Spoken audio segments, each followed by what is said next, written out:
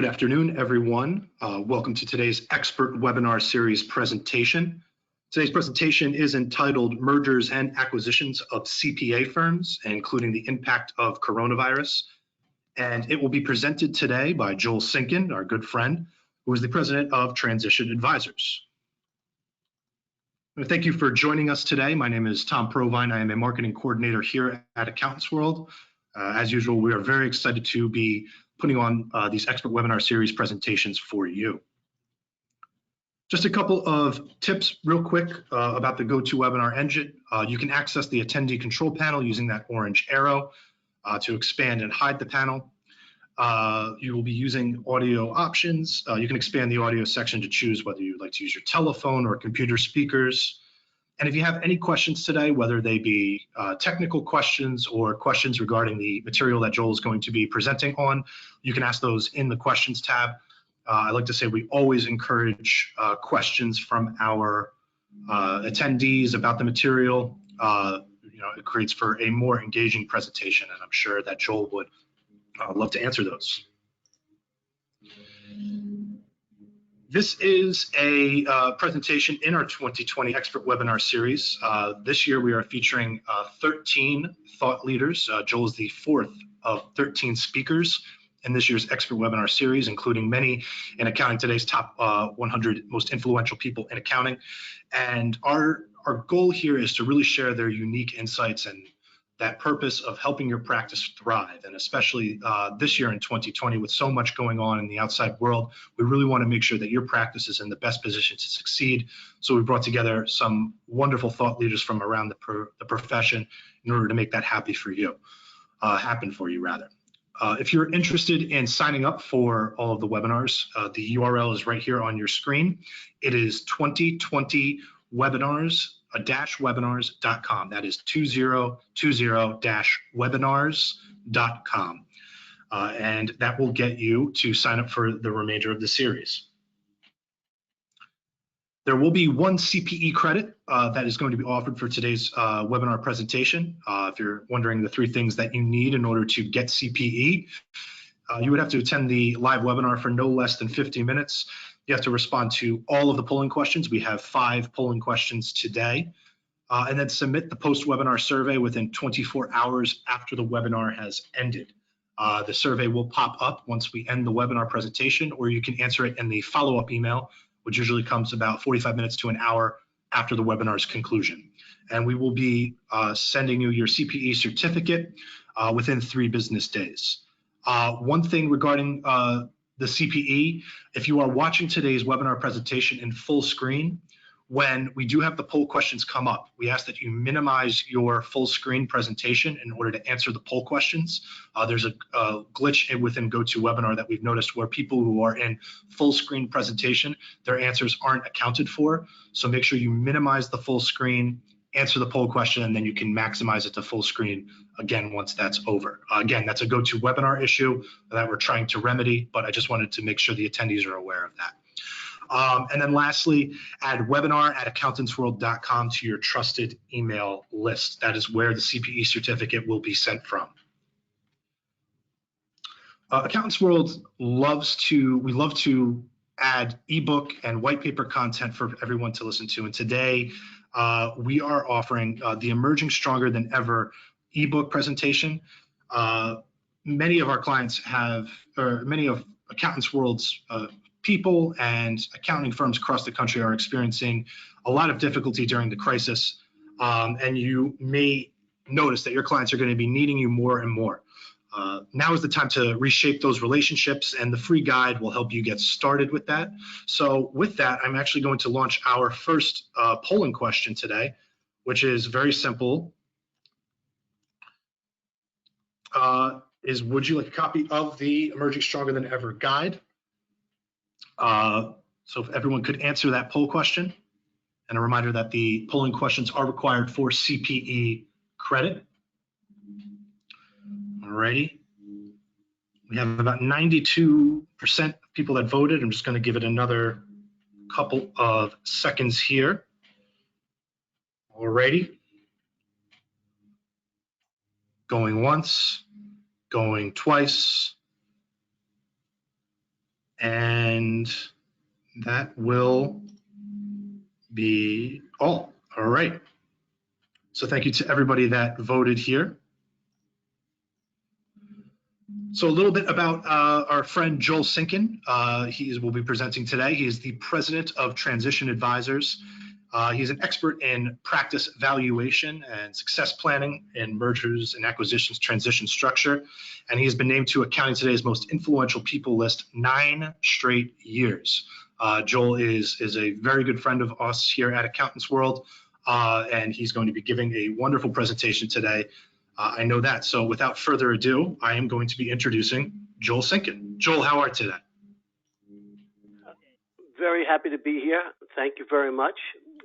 Once you get me that show the screen, we'll jump forward. There we go. And let's blow that up a little bit. Okay. Hello, everybody. Welcome. If you've heard me speak before, but you're back on Elm Street, I'm still Freddie. And today we're going to talk about the trends that we're seeing, both new trends relating to the coronavirus and trends that are extending beyond, that started before the coronavirus and are still there, relating to mergers and acquisitions of CPA firms. I never believed that a CPE class should be turned into an infomercial for the speaker, but I do think it's important to get an idea of the perspective of the person teaching the class. For the last 29.5 years, the only thing I've done is help CPA firms with their growth and succession strategies through mergers and acquisitions. I've been involved in over 800 closings of CPA firms during these almost 3 decades. I've made a lot of mistakes. I've seen people make a lot of mistakes. We try not to make the same mistake twice. So after 29.5 years, I think we've got some pretty good benchmarks and ideas that we can share with you. The first thing I wanted to do is talk about something that started well before the pandemic that's dramatically changed since. And that's remote access, having people with flex hours working from home. As you can see in the Convergence coaching, they put this graph together. And it showed that it was increasing gradually, and it was becoming more popular, and then it was leveling off. Well, now we know it's out of control, out of necessity. It was amazing how people who said to me they could never turn their tax department into working virtually, in 3 days were able to do so, some of which with the help of Accounting World. So we all know that remote access is what was a trend before. It's now the rule, not the exception, and one that most likely will continue to expand. One of the biggest things that isn't changing in the CPA world is succession. According to the PCPS survey done by the AICPA, 80% of firms that have said that succession will be a significant issue over the next 10 years. And the problem is, it's all related to the baby boomers, of which I am one. We're looking at the greatest exit of talent of partner level that we've ever seen based on the percentage of baby boomers and the average age of the managing partners of firms at a time that our bench isn't as strong as most people would like. So that's making succession a big part of the merger and acquisition world. It doesn't mean that growth isn't the reason for them. Most successor firms are entertaining a merger or an acquisition for growth, adding talent, adding niches, adding revenue. Most multi-partner firms are looking at it from 3 perspectives. I have a partner that's looking to slow down right away. We need to have a short-term transition plan for them. I have some partners that are 4 to 6 years away. We need a little longer transition plan. And I have partners that are 20 years away, but they don't have the capacity to replace all of us. So they're looking to merge for professional and financial growth, not near-term succession. But one of the things that we're challenged with is when to start to plan the succession. And why does it take so much longer in 2020 than it did, let's say, in 1990 or year 2000 to transition clients? 99% of you on the phone with us today have your clients for one reason. It's you. Most of them don't have a yardstick to measure your technical skills. They know that they trust you, they like you, and they believe in you. You're their most trusted business advisor. Well, in 1990, when I first started, there was the same partner loyalty with client base, But we were going out every month or quarter to see our clients. Heck, we did the work there, wrote the check, the client signed it, and we left. Welcome to 2020. We communicate with our clients in more ways than we ever have, between fax, email, the cloud, portals, staff stopping by. But according to an Accounting Today statistic, 87% of accounting firm clients are only in the same room with their partner that manages them once a year. So when someone says they're 4 years from retiring or slowing down, it sounds like an eternity, but it's only 4 visits. And you can't transition people through the cloud, through Zoom. It's very challenging to do it that way. You need to take advantage of these moments that we're in the same room physically together. So that's why it usually takes 3 to 5 years to implement a good succession plan to transition the clients and their loyalty. That's why usually you start 5 to 7 years out, because it takes time to develop the team and find the right solution. So succession is very much a driving point to M&A, has been and always will be. But the big question I get asked all the time is it a buyer or seller's marketplace? I keep hearing different things. Prior to the pandemic, it was becoming very much a buyer's marketplace. A lot of that was due to supply and demand. A lot of the sellers, a lot more sellers were coming to the marketplace because of the amount of baby boomers that were looking for a succession solution. So there was a trend already for it to become more of a buyer's marketplace. As a result, a lot of buyers were much more selective in the type of terms they would do. For example, I have a lot of G400 and top 100 clients that said to me that they don't believe there's a great future in doing individual tax work and audit work. They believe that AI and blockchain and other technologies will replace a lot of those compliance functions. As a result, they're interested in acquiring niches. They'd love to have a cybersecurity niche or a cloud migration niche or an HR department niche, but they're not. But the interest in traditional tax and audit work has waned a little bit. So they became much more selective in what they were looking to do, and the terms became tighter as a result of that as well. So clearly it was leaning towards being very much the buyer's marketplace until the recent pandemic. Overall, because of this COVID-19 situation, we're seeing a shift to a more balanced marketplace. The reason for that is there's a lot of firms suffering from a lot of attrition. Organic growth is slowed. It's actually negative when you think of the clients' revenues that we're losing compared to the new ones were coming in. And while we've survived with a lot of extra special work of hand-holding and PPP work and other types of things, this won't last. So now we're starting to hear from our clients about the significant attrition they're having. As a result of that, they've created more capacity in the firm, and they have a stronger desire to acquire a practice. So in a down economy, when organic growth slows down, M&A growth becomes more popular. So to be very specific, where it's had the greatest impact is in the smaller accounting firms that are in densely populated parts of the country. For example, this afternoon I'm speaking to you from Nassau County, Long Island. I know my accent sounded like I was from Texas, but I'm actually from Long Island, New York.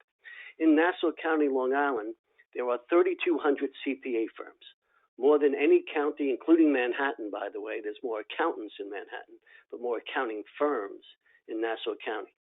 So if I had a small practice, let's say a $500,000, $1 million firm, and I'm in Nassau County, Long Island, there are so many firms that can absorb me with no incremental increases in overhead. They have the capacity, they have the space, especially with remote workers. It becomes a very attractive thing to do. So if I'm a small seller and I'm in a densely populated part of the country, it's become more of a little bit more of a seller's marketplace, enough to make it a wash that I wouldn't call it a seller or I wouldn't call it a buyer's marketplace. Conversely, if I'm 3 hours outside of Boise, Idaho, there's not enough density of population of accounting firms to create that supply-demand curve. Matter of fact, I've had people say to me that I would never buy out my biggest competitor because we're the only 2 accounting firms within the county. If they retire, they'll all have to come to me. So as far as supply, as far as the buyer or seller's marketplace, the best way to say it is small sellers in high population areas have an increased demand since the pandemic started. Niche firms likely will get a premium. If you have a good niche, IT consulting, HR, again, niche, getting advisory services, to, especially for the firms that are concerned about the future of compliance work. If you're a small firm in a rural area, or you're a larger firm, it's still more of a buyer's marketplace. And the reason for larger firms being more of a buyer's marketplace comes back to supply and demand again. Look in an area of the country like metropolitan Boston. There are 40 plus firms doing between $5 and $15 million a year in the metropolitan area of Boston. Yet, statistically, half of those firms won't have the talent on the bench to execute an internal succession plan, so they'll be forced to merge up. Yet in all of Boston, there's only 4 firms that aren't national. There's only 4 local regional firms large enough to take on a $10 million firm. So the numbers are very, very strong and for the buyer firm.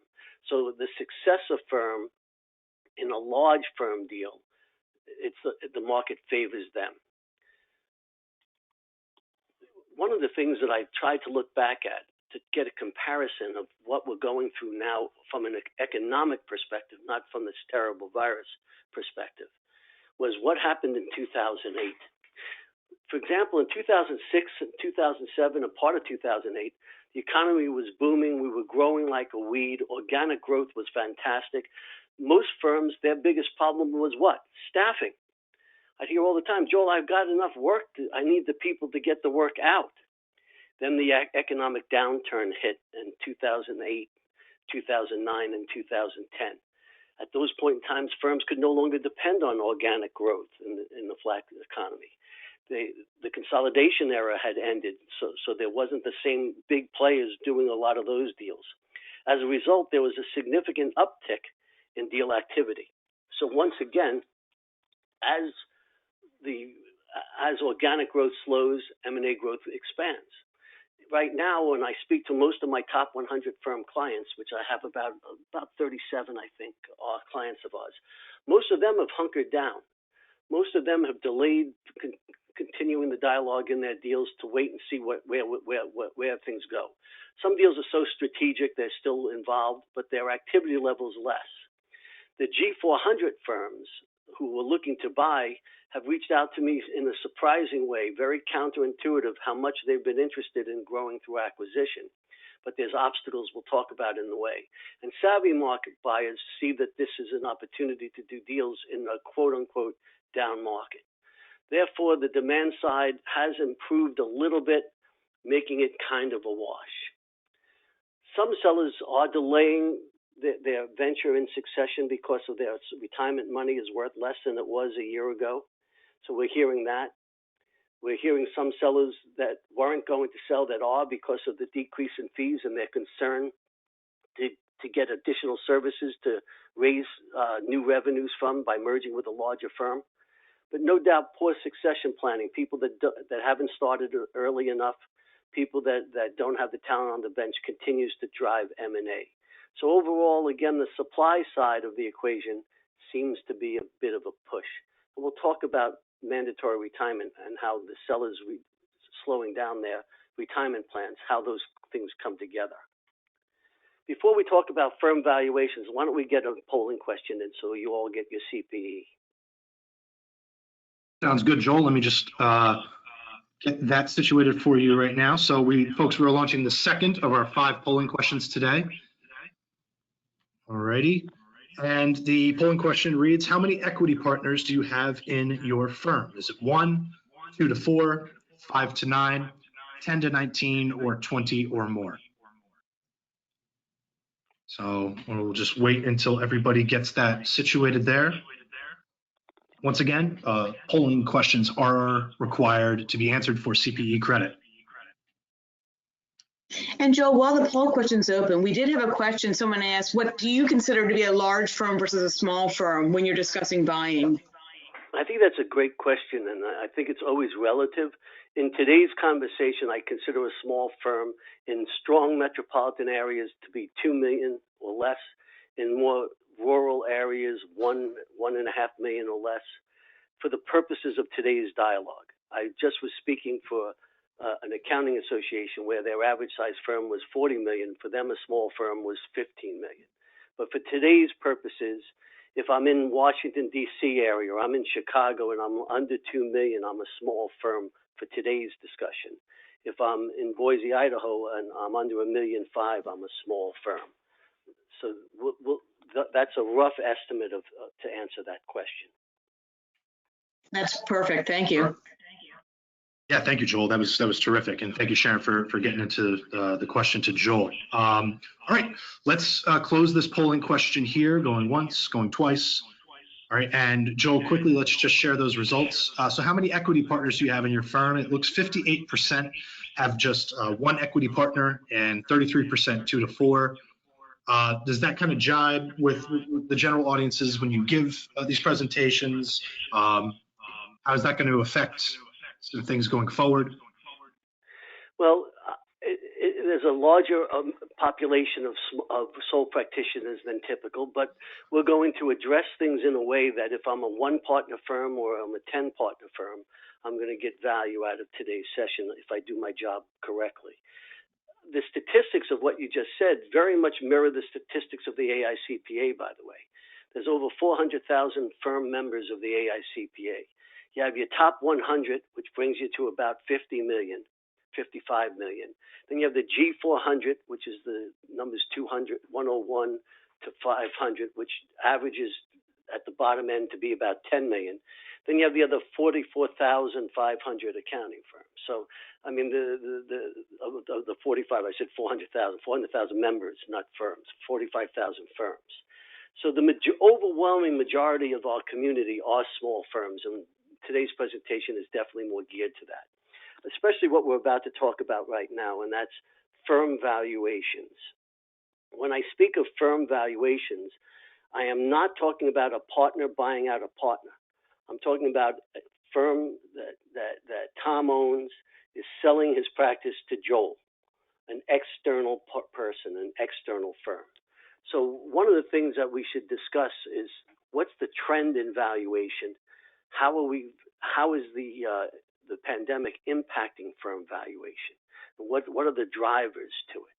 Whenever I talk about how to value an accounting firm, in the audience, I generally get 3 questions. What is the multiple? What is the multiple? And what is the multiple?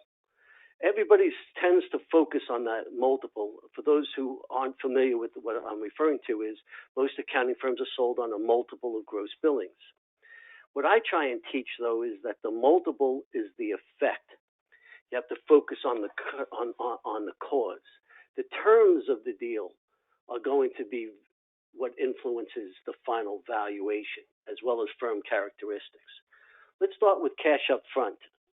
There are brokers out in the marketplace telling everybody that will write you a big fat check, pay you all off right away, or pay it off in a year or two, and you'll get capital gains and over one time.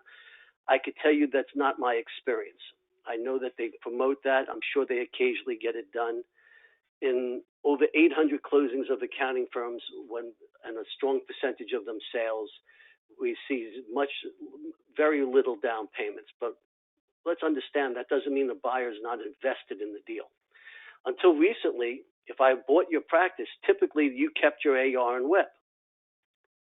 So I'm going to probably have to come up with 25% of the seller's annual revenue to replace working capital, because if I close the practice July 1st, I got to pay July's payroll and rent and all my overhead, and I might be 3-4 months before I'm collecting new money coming into me. So even before I gave the seller a down payment, I needed a ton of money to replace working capital. Then I needed probably an average of 10% of the annual revenues for incidental costs, moving, integrating the practice, marketing, technology upgrades, getting on the same technology platform. Until recently, down payments ranged from 0 to 20%. I will tell you I had much more at 0 than at 20%. but let's just say that a bunch of them had as much as 10% down. So, and then I had all the soft costs where I'm training people and losing all that revenue and because of the loss of productivity. So this was a huge amount of capital required to get a deal done. What's changed is in this corona economy, there's a lot of people that are more strapped for cash. A lot of clients that have gone out of business or paying lower fees because of the reduction in their revenue. We're seeing most accounting firms' accounts receivable rising in their amount, and it's a very strong problem. As a result, we're seeing a huge amount of pressure from the buyers, who, for the most part, as I said, it's a strong buyer's marketplace. A huge, huge emphasis to come up with no cash down. Not only are they looking not to come up with cash down, but in the last 2 months, a lot of the offers that have been made to on deals we consult with have said to the sellers, look, the accounts receivable is your money. There's no question about that. The problem is, if I'm acquiring a $2 million firm that has $1.3 million in overhead, I need a lot of dollars to make this thing work. So as a result, I've seen a lot of people request from the seller a payback period on their AR and WIP, anywhere from 1 to 5 years. Now, in a merger, which is highly different than an acquisition, in a merger, I'm exchanging equity in my firm for equity in the successor firm. In a merger, I usually have to contribute my AR and WIP to create my capital account. In a sale, it's not usually taken into consideration that way, but now the tendency is little to no money up front and asking for a payout period on the working capital. There's also a push to stretch out the payment terms to make it more cash flow positive.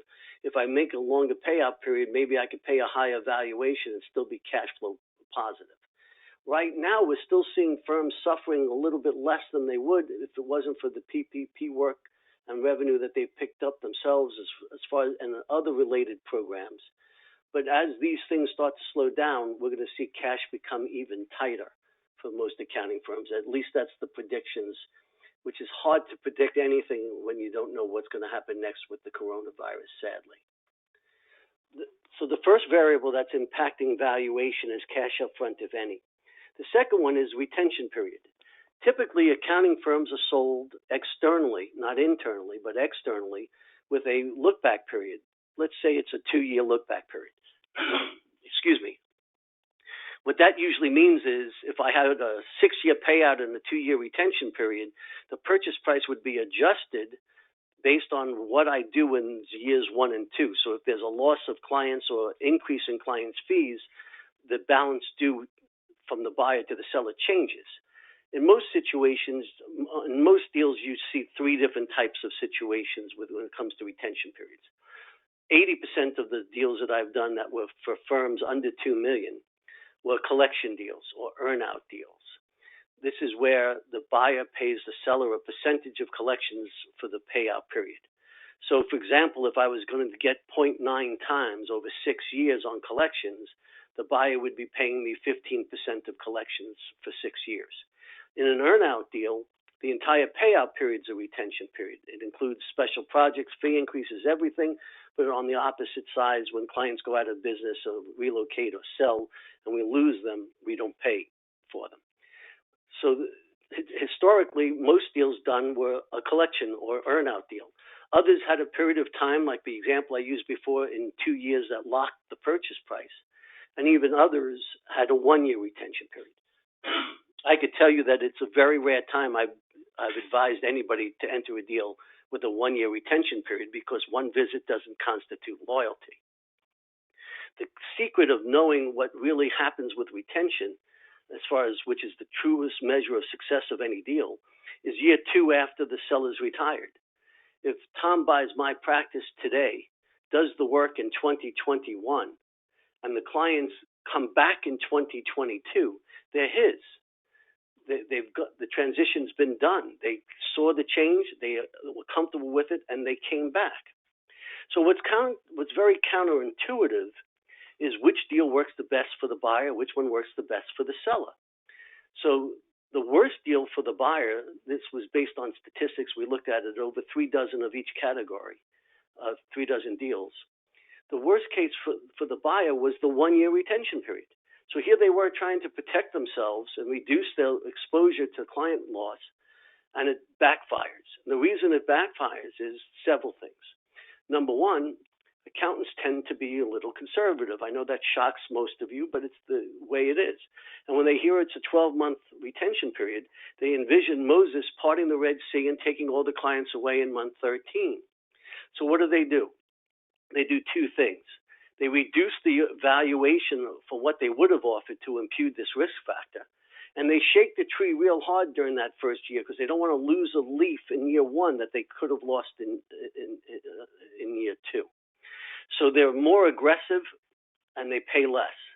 The 2-year retention period turned out to be the best for the buyer because they shook out who was going to be lost, and they stopped the seller from participating in the growth that usually continues to occur from special projects and new services that the buyer has. And the best deal for the seller, completely counterintuitively, was the earnout deal. The buyers were offering as much as 0.25 higher valuations. They were much more patient in the transition. How many clients would you have to lose to get back to where you would have been? So it's not what people think as far as retention periods, but I will say in the coronavirus economy, there's a much bigger focus on retention.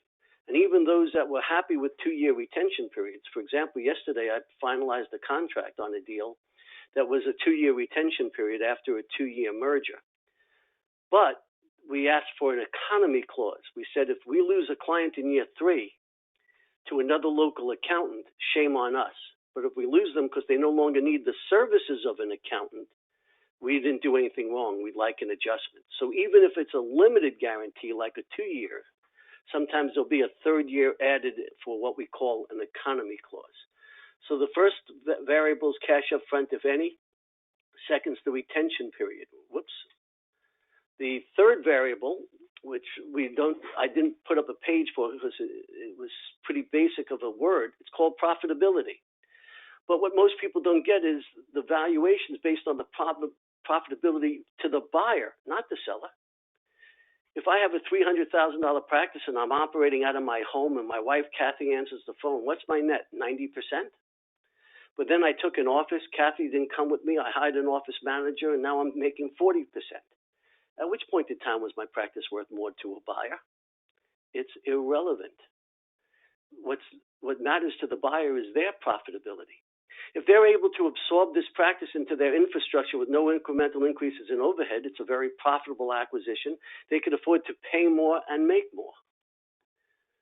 Conversely, if I have to keep your office, if I have to keep your office manager who I didn't need, if I have to pay you goodwill and a 5-year payout with a 15-year deduction, these do what? They impact me negatively in my profitability. Therefore, I reduce the value. The 4th variable I already mentioned prior was when I spoke about down payments, and that was stretching out the payout period. It used to be most small firms, the payout period was 4 to 6 years. Now we're seeing them more to 5 to 8. The large firms were more like 8 to 10. Now we're seeing them 10 to 12. So we are seeing an extension of the payout period. So here we have our first 4 variables: cash up front, if any, duration of the retention period, the profitability of the acquisition for the buyer, and the duration of the payout period. Once you have those things, you come up with the multiple. The multiple is the effect. These other things are the cause. The formula being the less money up front, the longer the retention period, the longer the payout period, the more profitably the deal structured, the higher the valuation. So let's take a specific example and apply this theory. Let's say that I had a $500,000 practice and all of you on the phone with us right now could absorb that practice with no incremental increases in overhead. It's a grand slam of a deal. If I said, pay me 12% of collections for 10 years with no cash down, structured as a consulting agreement, would you do that deal? That's 1.2, which is a very high multiple in today's marketplace.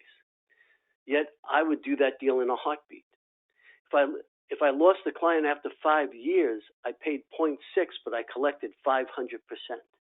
If I raise the fees 6% in years 1 and 2, I've paid for the entire acquisition, basically. Some people will say, hey, no, the reason that works is present value. I don't agree that present value applies.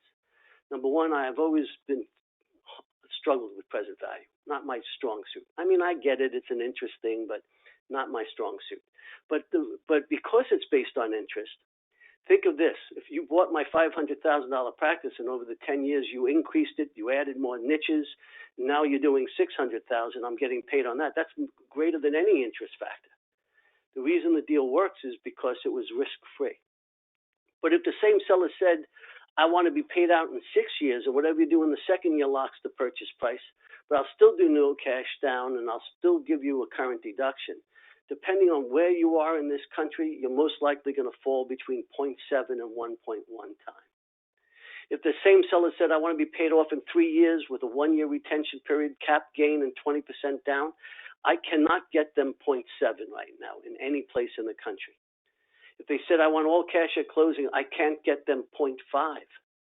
So here's in the same practice, I would run to the altar to do at 1.2 times.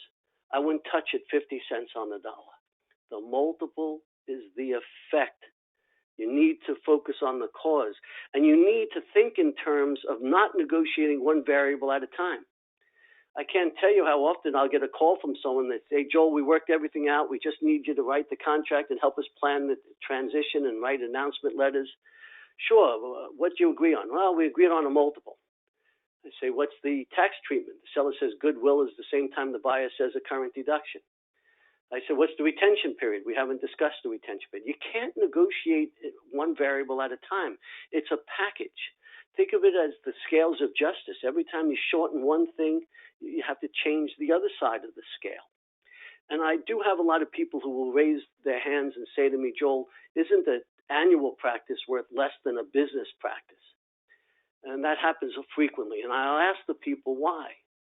And they'll usually say, well, it comes at a terrible time of year. Well, that's shame on you for that. You should become a CPA if that was your concern. But the more lucid concern that people have is a retention issue. That the retention rate of 1040s is usually less than business clients. But that's a retention part of the deal. If I'm paying someone 15% of collections for 6 years, I wouldn't reduce the value because it's 1040s out of concern of attrition, because if I lose the client, I stop paying.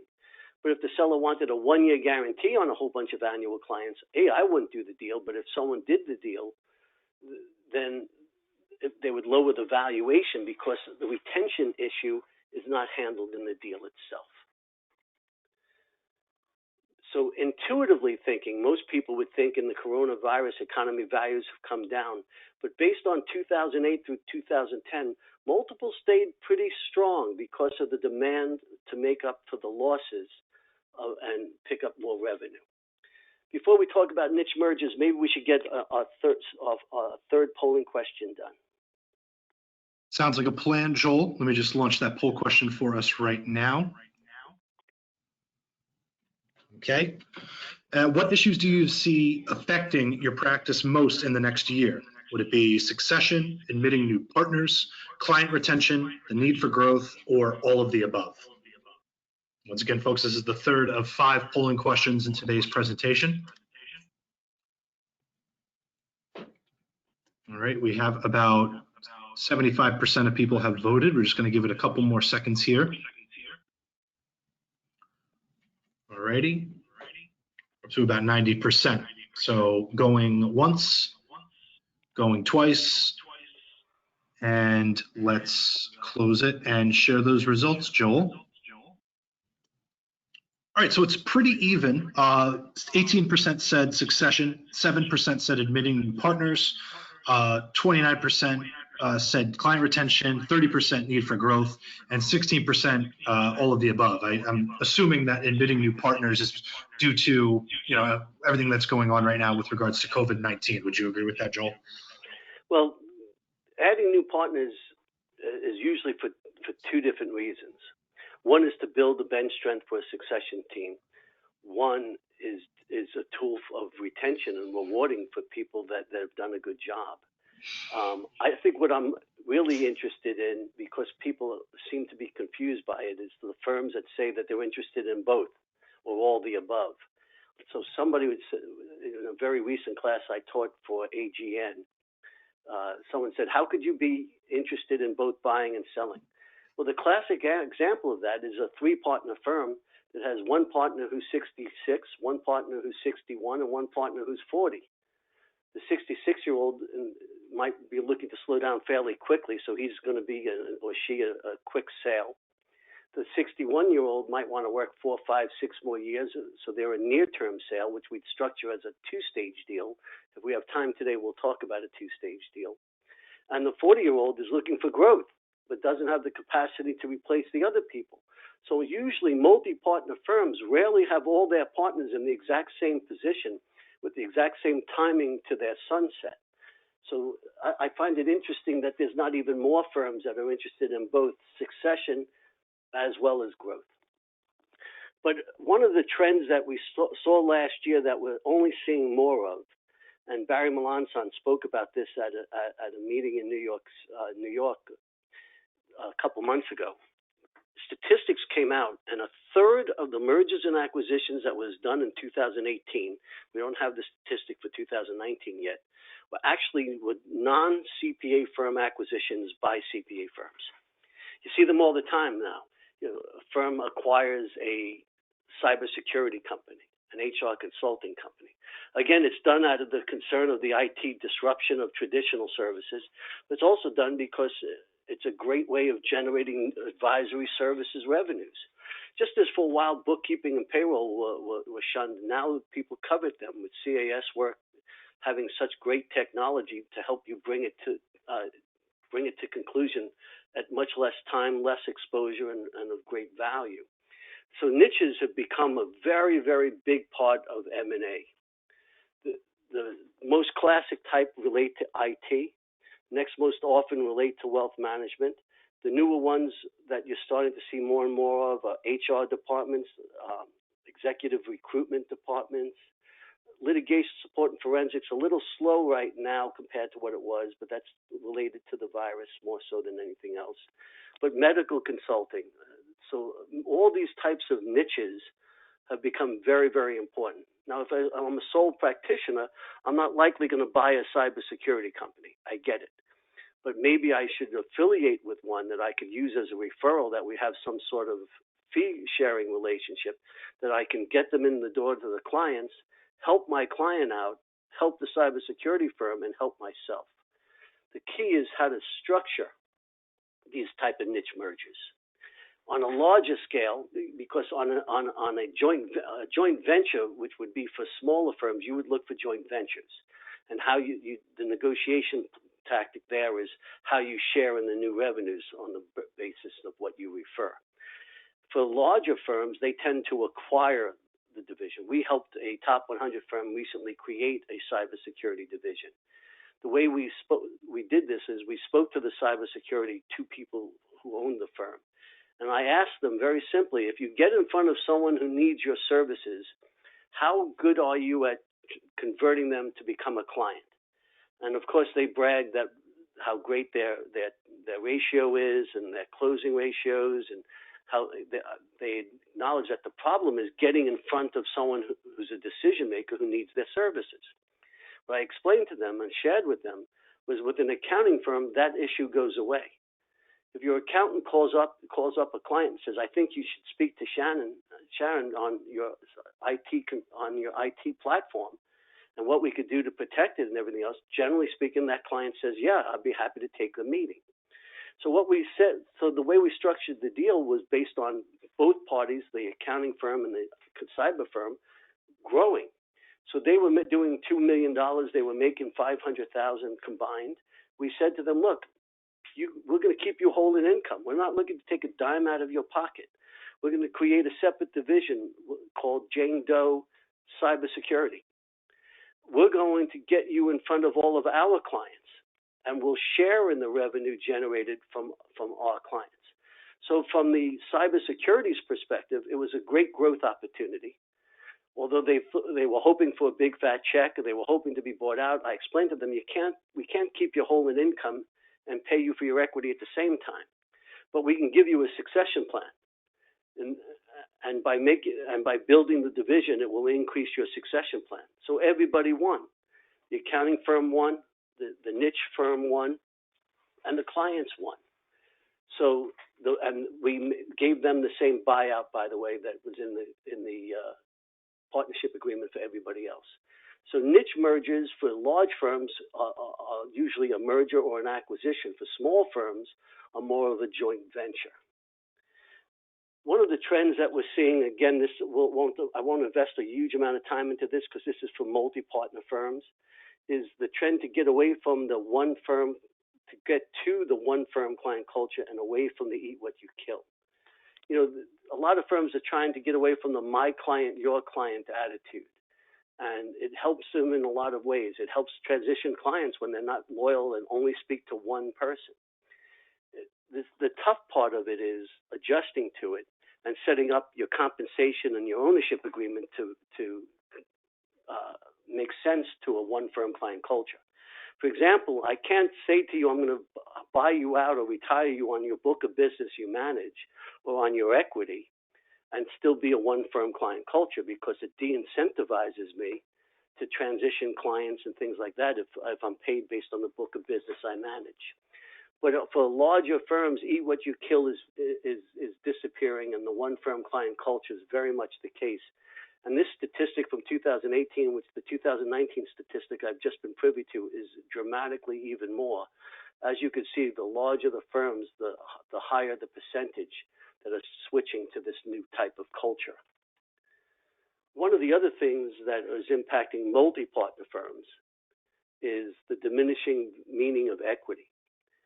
You know, it used to be, especially for small firms, equity was everything. It determined your vote, determined your share of profit, determined how your buyout formula was multiple times your equity interest in the firm. Equity is becoming less and less meaningful. I recently had two firms merging together, a $4 million firm going into an $11 million firm. They had agreed on everything except for equity.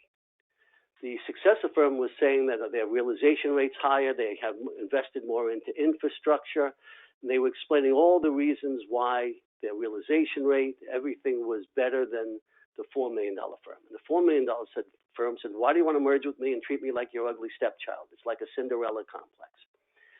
So they hired me to figure out how this should work. So the first thing I did was ask for the ownership agreement, which they agreed they were using the larger firm's ownership agreement. So I look at it, I see how voting works. One partner, one vote. So equity didn't impact voting. I looked at the next thing is profit sharing. That was done equally for all partners for 1/3, 2/3 based on a formula. And I looked at the buyout, and the buyout was based on compensation. It was 3 times average comp paid out over 10 years. So compensation, purchase price, voting, all didn't matter what equity was. When I pointed this out to the two firms, they said, what are we fighting over? Equity means nothing. So if you're entering into a merger or an acquisition, you need to be conscious of what does equity mean in your firm, what does equity mean in their firm, and what's it going to look like and how's it going to impact things. If equity impacts succession, voting or governance, compensation, then it's a very powerful meaning and needs to be addressed. If it doesn't impact those things, then you need to understand it. So before we fight over it, we should know what it means and how to mitigate the issue if any comes up. One of the, do we have 2 polling questions left to do? Yes.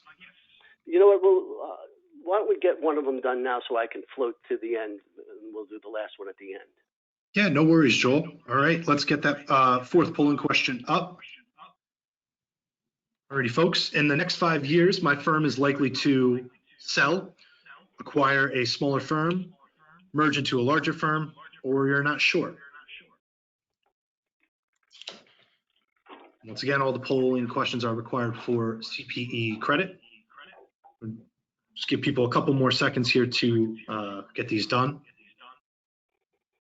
Yeah, it's interesting, Joel, if you asked this question, like Sharon mentioned prior to our webinar, if you asked this question back in 2015, what my firm is likely to in the next 5 years, Yeah. certainly in 2020, they wouldn't be expecting what's going on right now. So Yeah, it's just amazing. And we're going to talk about significantly after we talk about internal valuation about the COVID impact and what we're hearing from firms. got it. So let's just close this up here. All right, and let's share those results quickly, Joel. So in the next 5 years, my firm is likely to 23% said sell, 19% said acquire a smaller firm, 12% merge into a larger firm, or 46% said they're not sure. So close to half of everybody said they're not sure, and I can understand why. Certainly, especially in today's reality of our world, not being sure is almost kind of makes sense to a degree. The only thing I'll share with you is one thing that almost 30 years of experience has taught me. Don't wait too long if you're talking about succession. Again, if I'm a partner at PwC and I'm retiring, they're not going to have a problem retaining the clients because the clients of PwC are there because of the brand, not because of the partners. Sole practitioners, small firms, your clients are there because of you, and it takes time to do a proper transition. So remember what I said earlier, 3 years is only 3 visits for most of your clients. So while you're not sure, that's fine. No sense of urgency. But think in terms of how many more years you want to work full time before you slow down. Not when you want to retire, when you want to slow down. Make sure you leave at least 3 years before you're slowing down to assess your situation and look at transition. For those of you that are fortunate enough to have the potential of having someone buy you out in a partnership agreement, even sole practitioners sometimes will merge someone in and then create a new ownership agreement that has a buyout. There's different ways that you value equity than when we value an external sale. The 4 main ways people value equity when buying out a partner is 1, based on a multiple times the book of business someone manages. 2, based on a multiple times the equity interest times the revenue of the firm. Compensation, which is the 3rd way, which most larger firms do. Smaller firms tend to do equity as the most often, book of business as the 2nd most often. Large firms, large firms in this case over 4 or 5 million, tend to do compensation, where they'll look at your last 5 years average it out, take that average, multiply it by 2 to 3 times, pay that over 10 years. So if I'm making $300,000 a year, my buyout's $900,000, paid off $90,000 a year for 10 years. There's a lot of firms that have hybrids, a certain amount for equity, a certain amount for the book of business you manage. Smaller firms, again, tend to be more multiple driven to equity or book of business. Larger firms, compensation. The question that I get asked all the time is which one makes the most sense? And my answer always starts with the following. We've never told our clients, buy this business, you're going to lose money for 5 years, it's a great deal. We can't tell that to our partners. So you have a litmus test that you have to apply to make sure it works. So you start with the foregone compensation of a partner. So let's say I was making $300,000 a year. Let's say the purchase, then you take that, subtract from that the cost of replacing my labor. So let's say that's $100,000 a year, and let's say I was making $200,000 and it's $100,000 a year to replace my labor. That leaves $100,000 left for the firm. How much of that does the remaining partners get? How much of that do the retiring partners get, and for how long? Based on that concept, the seller's being paid for the years of sweat equity, and the buyers are making more money. So that's the litmus test I apply. I'm making $300,000. It costs $120,000 to replace my labor. That leaves $180,000 for the firm. At least 50% of that's going to remain with the firm, and 50% to the retiring partner. Usually, it's somewhere between 25 and 50%. So if it passes the litmus test, and you're comfortable with the structure, whether it's equity, compensation, or book of business, that's up to you. But it's got to pass the litmus test, because it's very hard to bring on partners who are going to lose money when you retire because of your buyout. These are just some numbers that we won't spend a lot of time on because we're short already. We only have 5 minutes left. But you could see the larger the firm, the more likely it's a multiple of compensation. Because I was stuck out of my office for the last 2 months until just a week and a half ago, I did not have a chance to give the Rosenberg updated page to this. I'm working on it now. The numbers are even stronger as far as larger firms going to a multiple of compensation. For those that this is just how many firms have mandatory retirement. For sole practitioners, it doesn't exist. For multi-partner firms, it's definitely an issue. But because so many are small firms, I'm not going to focus too much on mandatory retirement. I will tell you that typically, if there is one, the average age is 66. Sometimes it doesn't mean you have to retire. Sometimes it just means you have to give in your equity, but still get compensation. If they're keeping you whole in income, they'll have to defer your retirement reward until you slow down. If you're working part-time, they can usually do both. So it means surrendering equity. It doesn't mean death. It doesn't mean you're retiring. But what I wanted to finish with is some of the things that we're hearing that relate to M&A and in general to the coronavirus. This page that we're looking at right now comes from my partners as part of the CPA Alliance, Consultants Alliance Group. Very prestigious group of consultants, all in the M&A, not M&A, all in the CPA world, from technology to branding to marketing to client development, all sorts of things. At that time, plus people that we've spoken to, they've raised these points. The first one is it's really hard to close a deal through Zoom. You know, if you don't want to eat lunch with someone, you don't want to merge with them. If I'm merging with you, and I'm going to spend the next 20 years with you, or I'm selling you my practice, I'm going to be working with you for a couple of years on transition, and then you'll owe me money for years. You really want to get a good feel for the people. So the problem that we're facing right now in getting deals done is the closings that we're having done are people that met prior to the pandemic starting. The people that have met since the pandemic started have met through Zoom, have created comfort level, shared information, even did partial due diligence. But they reach a point in time where they say, hey, I've got to wait until we could sit on the same room across from each other and look each other in the eyes and make sure that this is a marriage that makes sense to do. So for that reason, as well as some others, by the way, we expect 2020 not to be a huge year in the M&A world. But if COVID's behind us, and unless the economy comes back with a roar, we expect 2021 to be a tremendous activity year for M&A. COVID-19 has given people an excuse to get rid of underperformers, and you could see all these things because of time. All I would be doing is reading them. I'm not going to take that, but I want to bring up the last bullet point in red, and that's leases. If you're thinking in succession in the future, do not commit to a long-term lease.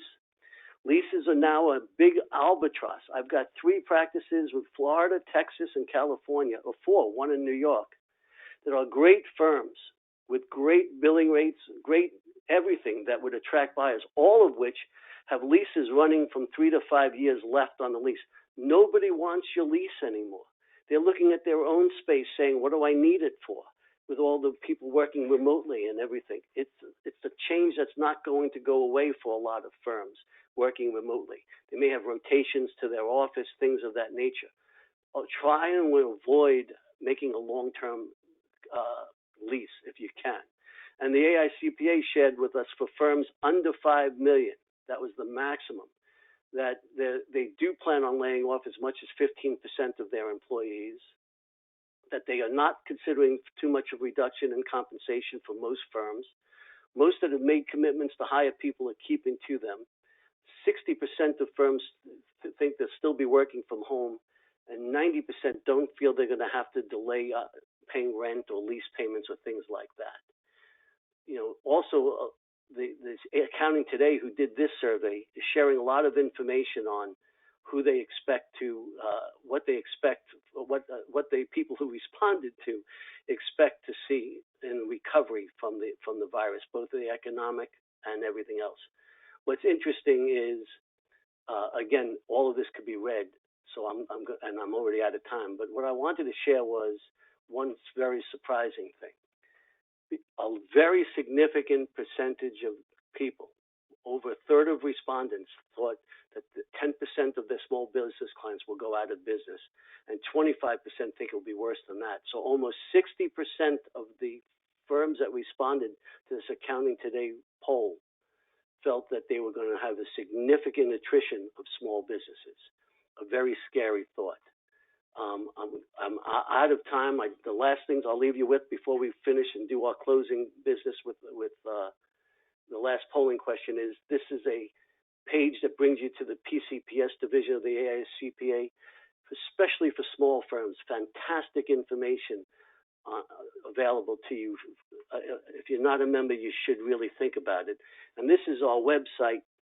On our website is a resource section that probably has 80 articles that Terry and I have written for the Journal of Accountancy, Accounting Today, on valuing a practice, admitting new partners, keys to client retention, alternative deal structures.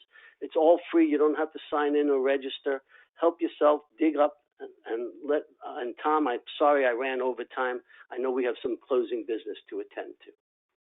Not a problem at all, Joel. Thank you so much for giving the presentation today. I'm going to launch the final polling question here. And it's simply asking how many partners in your firm will likely go down over the next 5 years. None, all, most, or some.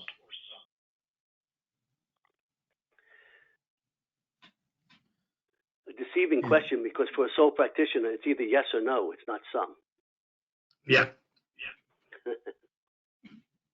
Certainly. All right, so we have about 85% of the vote. We're going to give it another couple seconds here. All right, going once, going twice, and close. All right, Joel, I'm going to take back control here from the presentation. We want to thank you so much for joining us today. It's always a pleasure having you on. Folks, the next CPE webinar that we're going to be doing here in the 2020 Expert Webinar Series will be with Tom Hood. He's the CEO of the Maryland Association of CPAs, and his presentation is entitled The CPA's Role in Leading Through the COVID-19 Crisis. That'll take place on July 24th at 2 p.m., so a little more than a month away. We spaced it out because we know that the majority of our audience will be in the throes of tax season at that time. So we scheduled it for a little bit later in July. So we hope that you'll join us at 2 p.m. on July 24th. Tom Hood is one of the more dynamic speakers that we have in our Expert Webinar Series. And you can sign up for all of the 2020 webinars at 2020-webinars.com. Once again, that's 2020-webinars.com. Joel, thank you so much for joining us again today, and thank you everybody else for joining us. Everybody stay safe.